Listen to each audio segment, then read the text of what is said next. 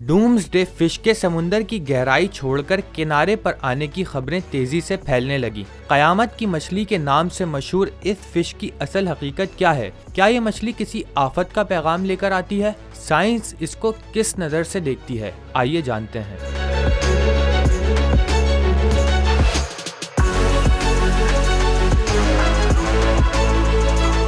कयामत की मछली दरअसल एक नायाब समुद्री मखलूक है जिसका असल नाम ओआर फिश है। इसकी लंबाई 11 मीटर तक हो सकती है और ये चमकदार सिल्वर रंग की होती है, जिसकी वजह से ये नजर आते ही खौफ की अलामत बन जाती है। जापान और फिलिपाइन में एक पुरानी रिवायत है कि अगर ये मछली पानी की सतह पर नजर आ जाए तो ये किसी बड़े खतरे, ज़लज़ले या सुनामी की अलामत होती है। साइंसदानों का कहना है कि ओआर फिश आमतौर पर गहरे समुद्री पानी में रहती है, लेकिन जब समुद्र में किसी भी वजह से दबाव या दर्जे हरारत तब्दील होता है तो ये सतह पर आ जाती है। ये मछली खुद किसी कुदरती आफत का सबब नहीं बनती, बल्कि समुद्री माहौल में होने वाली तब्दीलियों का इशारा दे सकती है।